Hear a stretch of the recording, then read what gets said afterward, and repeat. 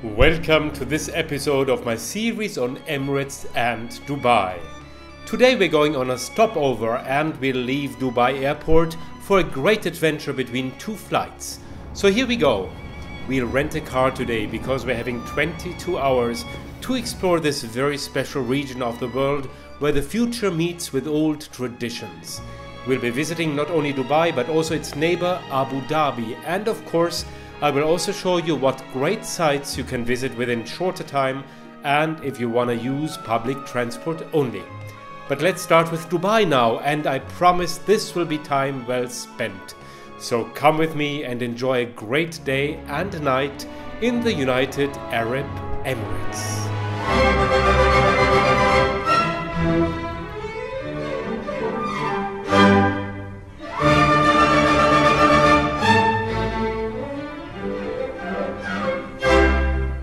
Arriving in Dubai is pretty simple. Now they have introduced new immigration counters and everything goes much faster. And well, you see this is the huge arrivals baggage claim hall. Huge, like everything in this airport.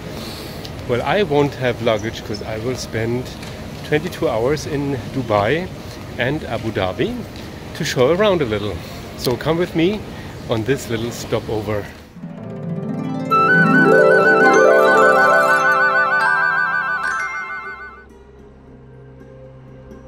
If you only have 8 to 15 hours, you should stay in Dubai. You can explore Old Town by public transport, and while Dubai is famous for its glamorous skyscrapers, an ideal start for some local flavors is in Deira and Bur Dubai, the old part of town by Dubai Creek where it all began. Don't miss to take the traditional Abra ferry to cross Dubai Creek from Deira to Bur Dubai, where you can take a little walk and maybe visit the old house of Sheikh Zayed Al Maktoum, or return right away and just enjoy this short yet very authentic ferry ride that costs just $50 round trip. In Deira, you still find traditional Arab market buildings and structures with its narrow lanes and old houses. Here you can visit the spice market, where you find not only oriental spices, the best frankincense from Oman and the finest Iranian saffron, but also some traditional clothes, regular souvenirs and many other tourists, of course, too. For something more glamorous and way more expensive, there's the Gold Souk right next door. Of course, all major international jewelers and luxury designers have branches all over Dubai, but this is the real thing, and you'll probably see more gold, pearls and diamonds in a small place than anywhere else in the world, from a ring to full body ornaments. You get golden roses, golden hand jewelry, the largest and probably heaviest gold necklaces you could ever imagine, and something like full body gold covers with amazing details and incredibly well manufactured. Still, the whole place has a market feeling and is beautifully unpretentious. People just go buy gold here, which is sold by the ounce, and that's that. You can buy something small too, and you can also find some really big stones, and for the price, only the sky is the limit. If you have some extra time and want to get really local, you can also visit the regular fresh market close by, along with a huge fish market, strong smells included. And if you're smart and daring, you buy your lobster here and have it cooked super fresh on site for a fraction of the price you'd pay at a restaurant. After so much gold, let's leave for another golden landmark, Dubai Frame.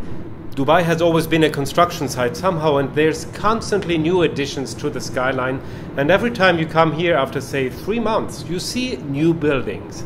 And it's pretty spectacular how within 30 years they managed to develop from a provincial town in the desert to this mega city with hundreds of skyscrapers of great design. I think that's quite an achievement and pretty singular in the world. Dubai Frame is basically a viewing platform with a little history museum inside. But the nice thing here is that you can see the whole modern skyline, including Burj Khalifa on one side, and if you look down the other side, you'll see the old part of town. And kids, including myself, love walking over the glass floor at 450 feet above the ground. By the way, at night, when the city turns on its spectacular lights, also the frame is changing to multiple colors. Let's just have a talk about how you can get around Dubai without having a car, like I do today. Dubai has a pretty well-working public transport system. The most efficient thing about it is the metro. That's actually a sky train. That's an elevated train that connects the airport with Dubai Marina all along Sheikh Zayed Road. Sheikh Zayed Road is the most important road on Dubai. If you have a look at the map, you can see that Dubai is actually more like has a long shape, not like round or something, but rather long along the sea. And the Sheikh Zayed Road goes also in that direction and is the main road. And the financial district, for example, goes along that road, and then also in the end you will find Marina Dubai. Going on the metro is very cheap. And if you take a gold pass ticket, which is like kind of first class ticket, you pay not much more. I mean, you pay 50% more, but you don't pay much. It's still very affordable. It's less than 5 euros, I would say. So that's definitely less than $10. Maybe it's around $5. And taxis are not expensive at all. A half-hour ride, for example, from Marina to the airport costs about 25 euros or $30. A feature of some metro stations is this sneak preview into the future. Smart shopping malls where you first select the product group, then simply click on the goods you like to shop, pay by credit card and get it delivered to your home. It's as easy as it sounds, and you feel like back home you live in the Stone Age.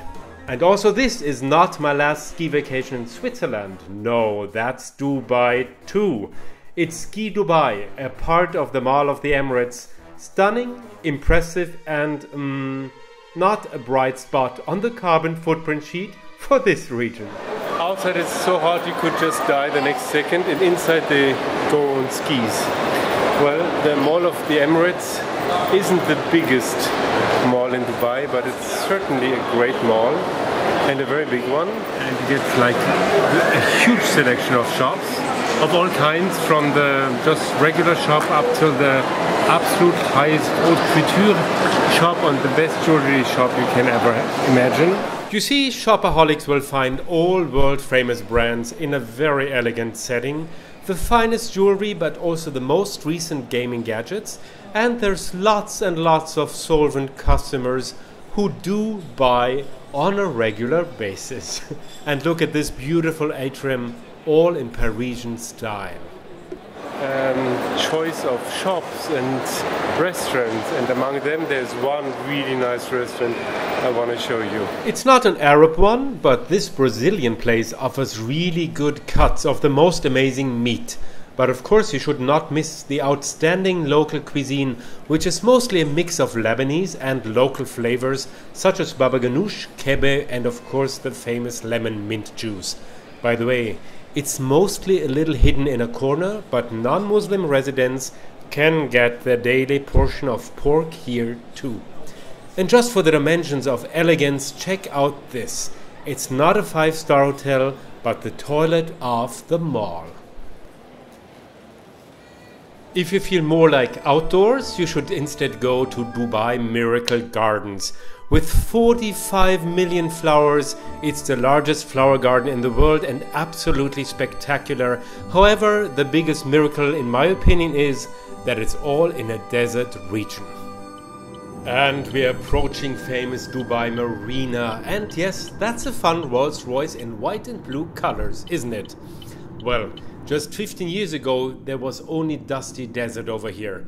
Today, we have about 200 high-rise buildings and some of the most beautiful skyscrapers worldwide rising from the dry soil along a world-class beach and a marina with landscaped walkways. But now let's head further to Marina's JBR Beach with the most perfect air and water temperatures in wintertime. However, in summer things are different. Well, and this can be JBR Beach if you're really early.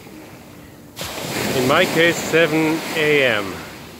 Well, that's possible if you arrive. I mean, to other people it's also possible every day. To me it's only possible that early hour of the day if I arrive early in Dubai on a stopover between two flights, and then you have this normally totally full beach almost to yourself. So that's a really nice thing to do. You just have to take a taxi right away from the airport and it's all here. Well, it looks very nice, but it's rather very hot. Well, when we landed at 5 AM it was 34 degrees centigrade at the airport, like air temperature. And well, it's 7 now and it feels actually as warm as at 5, but the water feels actually almost warmer, hotter. So it's not a refreshment. No, it's definitely not refreshing. Oh, and by the way, there's no fish anywhere. In winter time it's full of fish, but now there's nothing. It's just too hot for them. However, as I said, in winter it's wonderful and sometimes it gets even a little fresh in the evenings. Well, here I'm at Marina Dubai. Actually, I'm close to the beach of Marina Dubai, and what you hear, this terrible noise that's like competing sounds from two competing beach clubs that is just so annoying. Actually, parts of Marina Beach are really nice and quiet, but this end here, Zero Gravity, is one of the clubs, and the other one, I don't know, Dubai One, I think is the other one. It's so loud, it's just impossible to enjoy. Well, some people must enjoy, I don't see many, but anyway. What I actually wanted to say, after complaining here, it's so crazy. Every time you think they finished building everything, and then you come back a couple months later and they just built another skyscraper, and I get the feeling now it's getting a little too much now. I don't know who will buy all those buildings and who will buy all those offices and apartments and who will sleep in all those hotel rooms. I have no idea. Anyway, this used to be the major part of Marina Dubai skyline, and I think it's still one of the most beautiful skylines of the world. And in wintertime the hotels do get pretty full. I mean, where can you have a perfect and absolutely safe beach with a stunning skyline, great restaurants and cafes all in one place? Because behind the beach you have JBR Walk with restaurants and boutiques and really nice cafes, but also eateries for lower budgets. And then there's Dubai Marina just 5 minutes away with its stunning skyscrapers and landscaped walkways and more restaurants, and it's especially beautiful at night for a drink or two in an elegant bar or on one of the many evening boat cruises.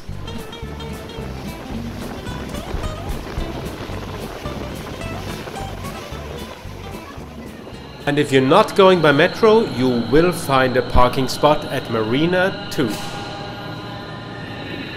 By the way, if you see things like this, it's a stylish rat trap. Marina is extremely clean. But now it's time to head further to the next landmark of Dubai, the Burj Al Arab. And on the way we'll pass by the famous Dubai Palm. Don't spend too much time there though, because it's flat and you can see the spectacular palm tree shape only from a plane. But if you go past the Atlantis Hotel and really far down the Palm's outside ring, you'll get this great view of Marina. And if you go down the other side, all the way down, you'll see all downtown Dubai and our next stop, the Burj Al Arab. By the way, you get a much better view of the Palm from the elevated train that starts at the beginning of the Palm, and travels until Atlantis Hotel. It's a fun ride actually. By the way, between the big skyscrapers and between Business Bay and Marina Dubai, Dubai looks like this. It's all small houses, and that's where normally the Emiratis live.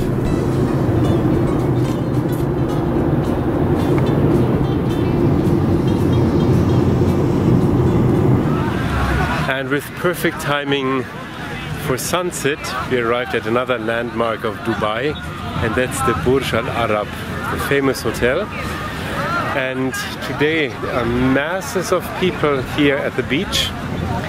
Not just because it's so beautiful here, I mean it is very beautiful and the sunset today is really wonderful, but today is also Eid, and that's one of the major holidays over here. So people come here to celebrate the holiday, to get together with their families and friends and just enjoy life like it is everywhere on the planet. And in wintertime you can do great walks here or just enjoy the view and breathe in the salty air. This is the beach next to Burj Al Arab, that's JBR Beach, or also a part of it is called Kite Beach, and definitely worth a visit, not only for sunset but in wintertime also wonderful for a swim. And here you see how empty Kite Beach can get at other times of the year. You can take nice walks or swim here during the day without the big crowds. And at certain dates there's also a flag garden that makes beautiful pictures. But today it's the big holiday and everybody's out. And since it's very hot today, we don't find many tourists here, but lots of residents of multiple nationalities who enjoy and celebrate their extra free day. It's also really nice and for me pretty interesting to see so many nationalities here. Most people here are Indians and Pakistani, so that's a major part of the population here. But then you find also sometimes some Arab people and also some Emirati somehow, even some Europeans. But most part, of course, is South Asians.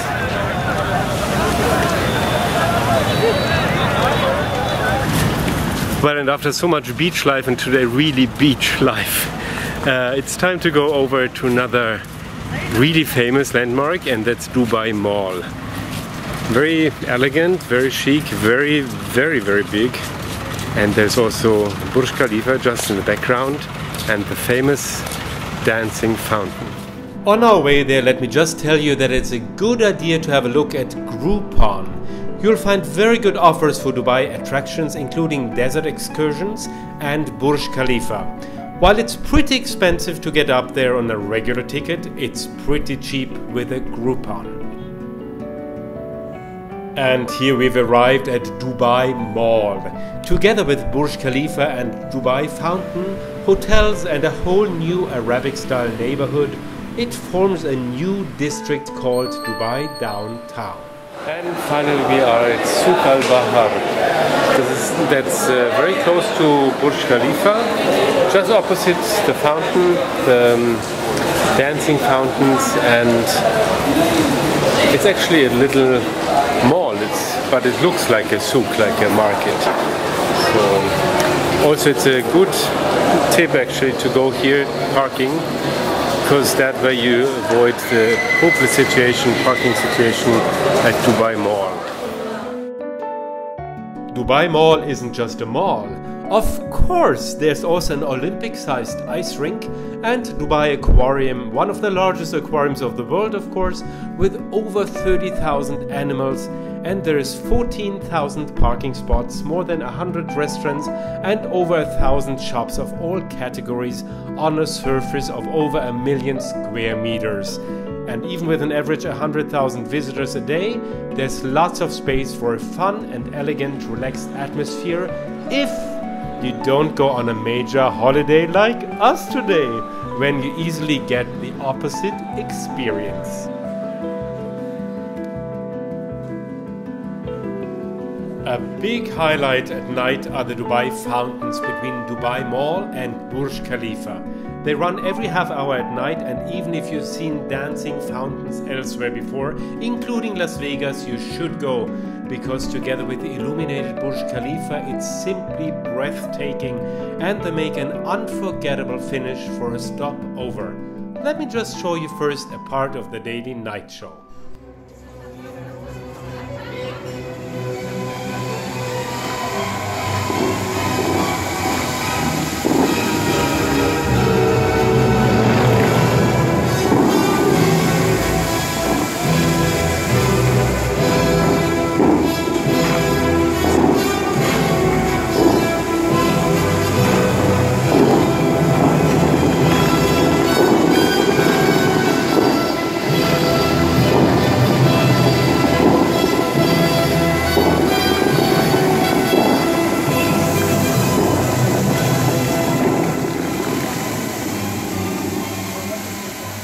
And with some memories of today's adventure, here's a minute from the biggest light laser show of the world, when the tower really got a beating heart and came alive.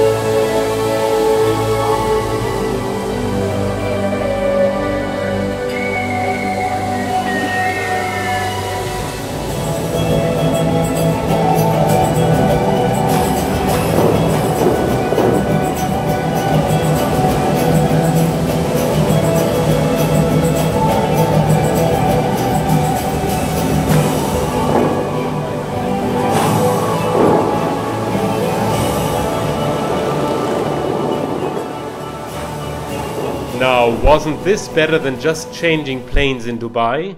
Wasn't it better than a non-stop flight? If you have about 12 hours time, you can see all this. But even if you have just 5 hours, you can at least step outside and have a nice coffee in Deira, or just go up and down Sheikh Zayed Road by taxi or metro. Much better than just staying at the airport or at the lounge. If you have more than 16 hours and a car, you can include Abu Dhabi, and for that I'm preparing a second part of this stopover episode. You'll see that this already perfect stopover can become even more amazing if you add Abu Dhabi on top of Dubai, and all on your way to your final destination between two flights. Well, I'll have a little rest now at the impressive Emirates Lounge, and I thank you so much for watching. Please stay tuned and subscribe to my channel, that would be fantastic. Give me a thumbs up if you liked it, and write me all your comments and questions. I promise to reply to all. There's always stories to tell, so see you again very soon on my channel. Travel, sing, fly.